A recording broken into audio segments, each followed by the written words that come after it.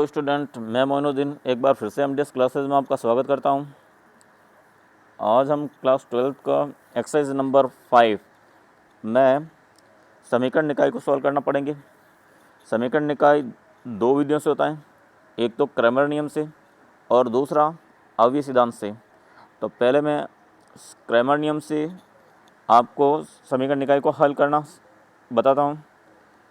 तो देखिए, आपके ये सामने एक समीकरण निकाय दे रखा है ये, और इसको आपको क्रैमर नियम से सॉल्व करना है। तो क्रैमर नियम ये होता है आपके x equal to del 1 upon del होता है, y equal to del 2 upon del होता है और z equal to del 3 upon del होता है। अब डेल 1 और डेल 2 और डेल 3 क्या होता है? सबसे पहले हम डेल की बात करते हैं। डेल होगा वो सभी x y z के गुणांकों का जो मैट्रिक्स बनेगा वो आपके डेल बनेगा। यहाँ पे आपके डेल दे सकते हो, x का गुणांक 1 2 और 2 है तो ये 1 2 और 2, y का गुणांक 1 5 और 1 है तो ये 1 5 1, z का गुणांक आपके 1 7 और -1 है तो ये इस प्रकार से आपके डेल आ गया। और अगर क्रैमर नियम सॉल्व करेंगे तो यहाँ पे डेल की जो सारणिक बनाओ उसका जो प्रसार करेंगे तो वो ज़ीरो नहीं आना चाहिए। अगर ज़ीरो आता है तो ये समीकरण निकाय हल नहीं होगा। तो पहले हम इसका प्रसार करते हैं। तो प्रसार करेंगे तो ये 1 और ये 5 इंटू -1, ये 1 और 5 इंटू -1 तो -5 और 1 इंटू 7 यानी -7। फिर यहाँ माइनस का 1 और फिर 2 इंटू -1 यानी -2 और 2 इंटू 7 यानी 14। अब यहाँ पे +1 और 2 इंटू 1 यानी 2 और 2 इंटू 5 यानी 10। अब देखिए ये तो हो गया 7 और 5 -12, -12 को 1 से गुणा किया तो -12 और 14 और 2 हो गए 16 माइनस के, और माइनस प्लस के 16 हो जाएंगे, और 10 में से 2 निकल गए तो -8, -8 को 1 से गुणा किया तो -8। इस प्रकार से माइनस के तो हो गए 20 और 16 निकल गए तो -4। इसका मतलब आपके डेल का मान नॉट इक्वल टू 0 है, अतः इस समीकरण निकाय का हल संभव है। तो देखिए, अतः समीकरण निकाय का हल संभव है। अब हम डेल 1 और डेल 2 निकालेंगे। यहाँ पे डेल 1 निकालेंगे, उस कंडीशन में हम क्या करेंगे, ये 9 और 52 और 0 को फर्स्ट कॉलम में व्यवस्थित कर देंगे ये, और सेकंड तो ये आपके 5 1 और 1 7 और -1 ये आपके डेल था। इसमें ये C2 और C3 तो एज इट इज़ रखा, और C1 के स्थान पर हमने यहाँ से B के जो समुच्चय हैं उनको यहाँ पे रख दिया, जिससे अपना डेल 1 प्राप्त हो गया। अब डेल 2 कैसे प्राप्त करेंगे? डेल 2 प्राप्त करने के लिए यहाँ पे जो मैट्रिक्स बनेगा, यहाँ पे जो डेल 2 प्राप्त करने के लिए जो सारणिक बनेगा वो C1 तो सेम रहेगा और C3 भी सेम रहेगा, और अब C2 की जगह हम इसकी जगह क्या करेंगे, ये 9 52 और 0 रख देंगे, 9 52 और 0 रख देंगे। तो इस प्रकार आपके ये डेल 2 प्राप्त हो गया। अब हम डेल 3 प्राप्त करेंगे। डेल 3 प्राप्त करने के लिए हम C1 और C2 तो सेम रखेंगे, ये आपके C1 और C2 सेम है। C3 की जगह हम 9 52 और 0 रख देंगे, जिससे ये डेल 3 प्राप्त हो गया। इस प्रकार से हमने डेल 1 डेल 2 डेल 3 आ गया, ये अपना डेल 1 डेल 2 और डेल 3 आ गया। अब डेल 1 का प्रसार करेंगे तो ये 9 और 5 इंटू -1 तो ये हो जाएगा आपके 5 इंटू -1 तो -5 और 1 इंटू 7 यानी -7। फिर ये -1 यहाँ पे, और 52 इंटू -1 ये -52 और 0 इंटू 7 यानी 0, और फिर 1 52 इंटू 1 यानी 52 और 0 इंटू 5 यानी 0। अब ये तो हो गया आपके -12, और -12 को 9 से गुणा किया तो 108 हो गए, और यहाँ -52 को -1 से गुणा किया तो +52 हो जाएगा, और ये 52 को 1 से गुणा किया तो ये 52 हो गए। 52 और 52 को जोड़ते हैं 52 और 52 ये 104 हो जाएगा, और 10 पॉजिटिव होगा और माइनस के 108 माइनस करते हैं तो माइनस के 4 आएगा। इस प्रकार से del 1 की वैल्यू हमने निकाल दी। अब del 2 की वैल्यू निकालते हैं। यहाँ पे 1 और ये 52 इंटू -1 तो माइनस के 52 और 0 इंटू 7 यानी 0, फिर 9 माइनस के 9 और 2 इंटू -1 माइनस के 2 और -2 इंटू 7 माइनस के 40। अब ये 1 प्लस का यहाँ पे और 2 इंटू 0 0 और 52 इंटू 2 माइनस के 104। अब इस प्रकार आपकी del 2 की वैल्यू आएगी, वो -52 को 1 से मल्टीप्लाई करेंगे तो माइनस के 52 और ये 40 माइनस के 2 यानी माइनस के 60 और माइनस के 60 को इंटू माइनस के 9 तो माइनस प्लस के 144 आ जाएगा और यहाँ पे माइनस के 104 आएगा। अब 144 से 104 निकले तो 100 में यहाँ पे तो 144 में से 104 निकले तो यहाँ पे रहेंगे 40 और माइनस के 52 में से 40 निकलेंगे तो माइनस के 12 है। अब ये इस प्रकार से हमने del 2 की वैल्यू निकाल दी। अब del 3 निकालते हैं। del 3 में आपके 1 ये 2 इंटू 0 0 और 1 इंटू 52 माइनस के 52।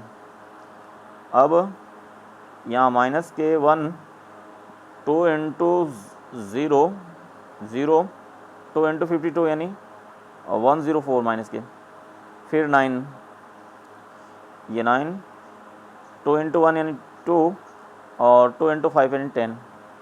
अब ये तो हो गया माइनस के 52 को 1 से मल्टीप्लाई करेंगे तो माइनस के 52 और ये 104 को -1 से मल्टीप्लाई करेंगे तो प्लस के 104 और माइनस के 8 को 9 से मल्टीप्लाई करेंगे तो माइनस के 72।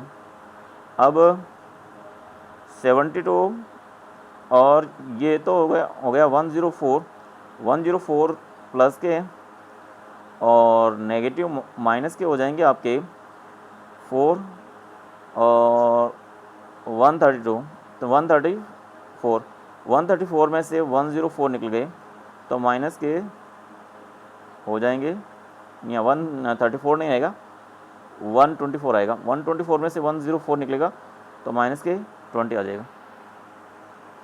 अब देखिए हम क्रैमर नियम लगाते हैं। क्रैमर नियम से हम जानते हैं कि x होता है वो del 1 अपॉन del होता है, y होता है del 2 अपॉन del होता है और z होता है del 3 अपॉन del होता है। तो अपने यहाँ पे del की वैल्यू आई थी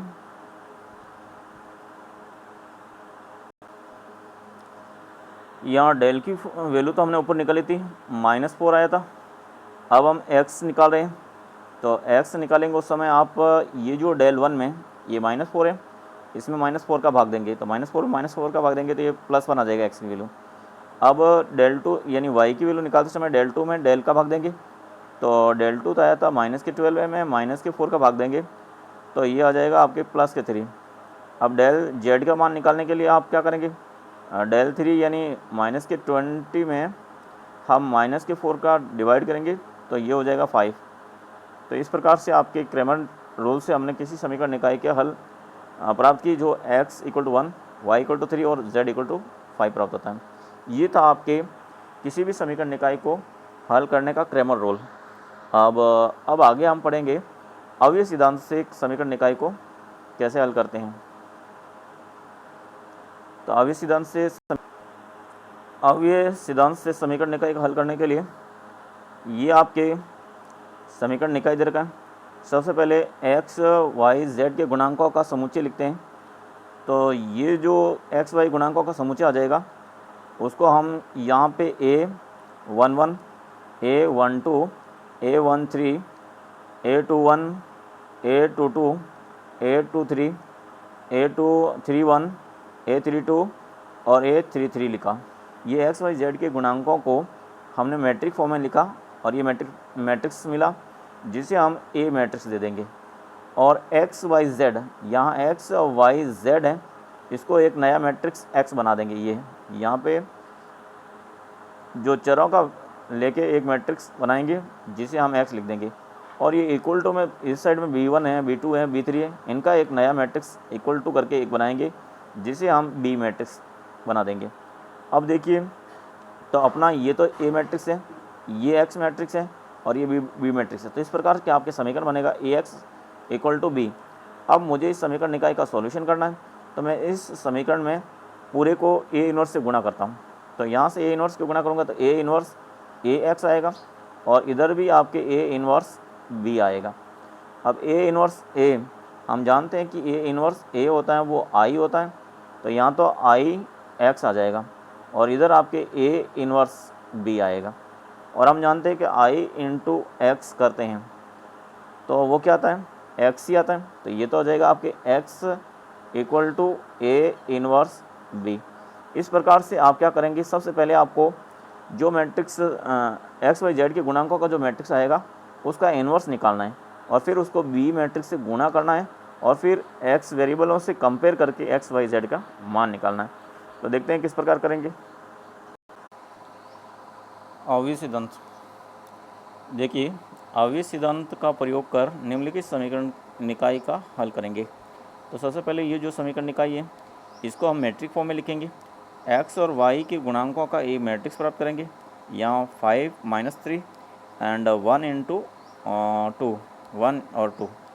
फिर ये जो वेरिएबल x और y है उनका एक मैट्रिक्स प्राप्त करेंगे x y का, और ये जो B मैट्रिक्स है बनेगा वो 2 और 3। इस प्रकार से 2 और 3 मैट्रिक्स बनेगा और इसे तो हम A मैट्रिक्स लिखेंगे, ये इसे हम X मैट्रिक्स लिखेंगे और इसे हम B मैट्रिक्स लिखेंगे।